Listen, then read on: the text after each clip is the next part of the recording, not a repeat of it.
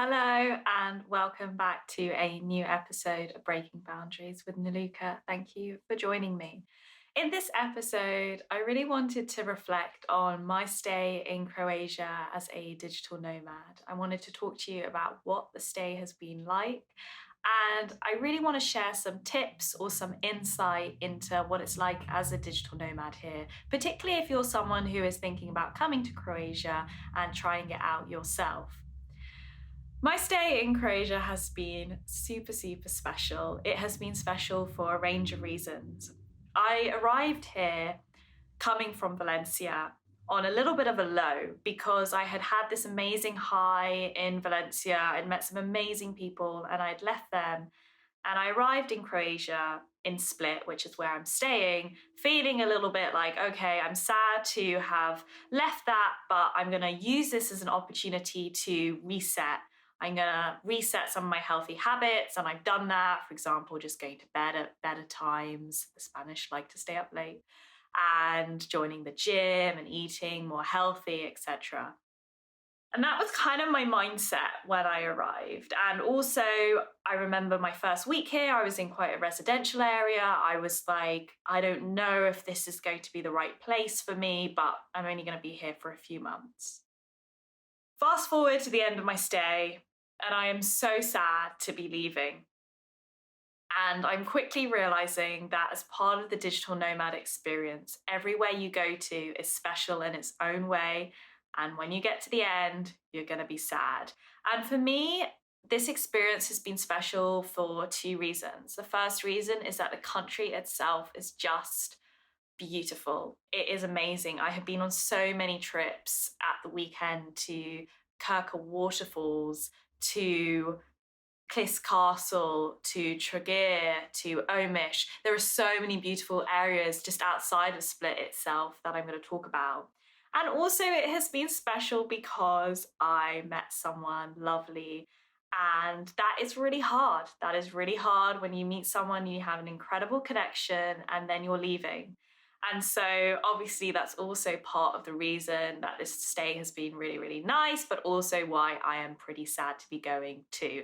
And if you are a digital nomad, you will know this feeling of you create these amazing connections with people and then you're going. But it's bittersweet because often you're going to a new place with new incredible people and scenery, etc. So Croatia, Split, what was it like? Well, I want to share with you a couple of insights from my stay here.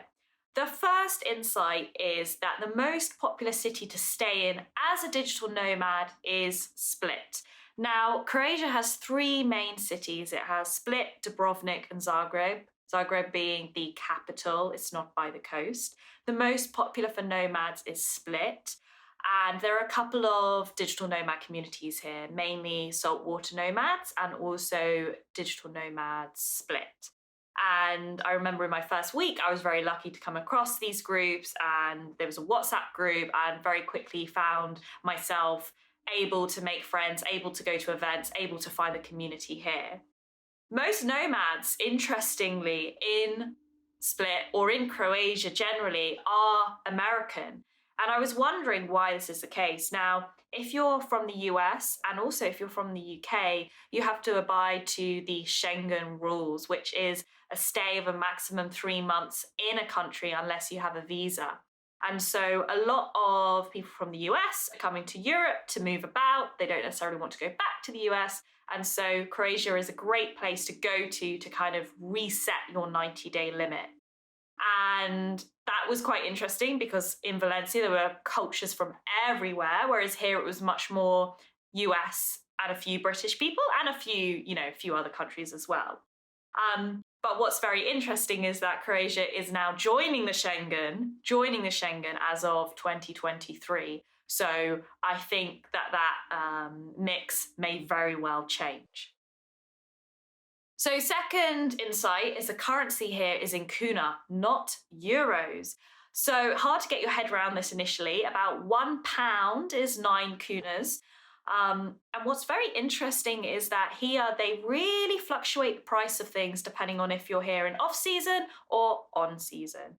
Now, I came off season, I came in October, stayed until about December.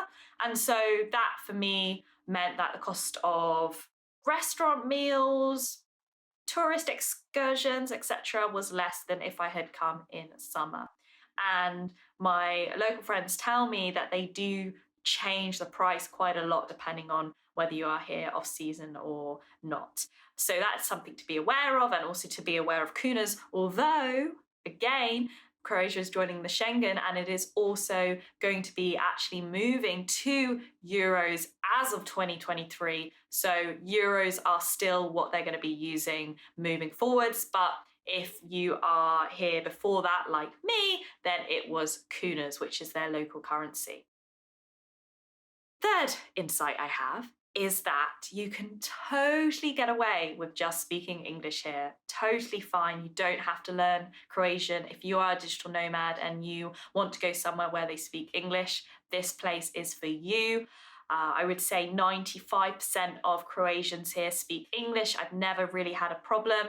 There has only been once or twice where I've met someone and they haven't spoken any English, but super, super rare. And so that makes getting by much easier. I never really had to think twice about the language barrier, whereas in Valencia, and I'm sure other places that I'll go to, that will be a factor.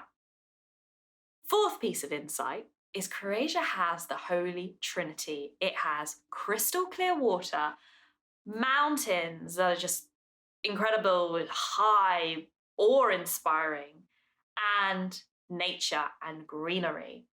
And so you can go hiking up Monsieur Mountain or other places. You can swim in the sea. There's so many beaches here. And that was one of the first things that hit me about Croatia when I arrived, was just how beautiful the ocean is to swim in. Like, incredible.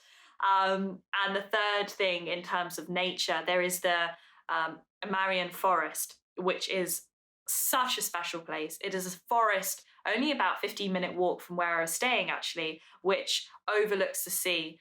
And I've had so many special memories in that forest, and, you know, many a walk with my headphones in reflecting, and it's beautiful. And Croatia really does have that, Croatia really does have the Holy Trinity of mountains, sea, and nature. So if you're looking for variety, this is a place for you. Fifth insight is, if you're staying in Split, the old town itself is really pretty, but it is very small, so there is not much to do. If you're staying here for a few months, I would strongly recommend getting a car so that you can do some of the things outside of Split, like what I mentioned at the start of this video, the Kirka waterfalls, Plitvice lakes as well. I didn't get the chance to do that here. It's about a 3-hour drive, so quite long, but that's meant to be beautiful.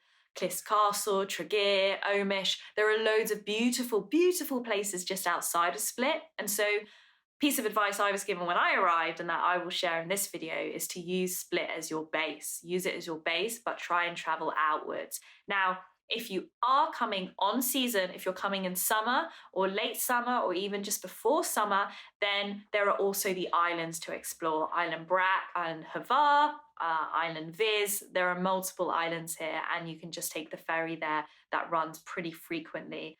If you're coming off season in the colder months like I was, then the islands probably aren't so popular. They're not really what you want to do at that time of year.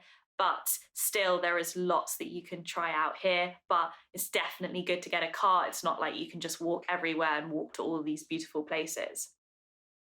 Overall, my reflections on Croatia and my experience here is that it was much better than I thought it was going to be. I think coming from Valencia, coming from an incredible start to this whole experiment, to this whole sabbatical, I felt like I wasn't really gonna create that same level of excitement or happiness that I had in Valencia, but I absolutely did. And it was a very different experience here. I think in Valencia, I had loads of nomad friends. I was doing a lot most evenings. It was summer, which was very different, whereas here it felt a little bit more, in some ways, it felt a little bit more like I had more of a routine. My place that I was staying in was really homely. I came in a little bit of the cooler months, so it was a chance for me to reset. But as I say, it was also really special for me meeting someone that I really, really liked here and also being able to adventure out. But all of those things mean leaving is really, really sad as well. And I'm recording this in my last week here, and I can't believe that I'm going to be going. And I'm quickly realizing that it's one of the most painful things of being a digital nomad. You get to know a new place, you get a routine, you meet some amazing people, and then you go. And that is hard. But I'm very excited for my next trips. I've got some really, really cool trips coming up over Christmas and New Year's. And I would say if you're thinking about going to Croatia, do it. Go in with an open mind. Go in with a sense of, okay, I'm going to use Split as my base and then explore outward. I would recommend time of the year to go probably September, October time. It's probably your best time because it's not super touristy. There's not many, kids are going back to school at that time, but it's still very warm.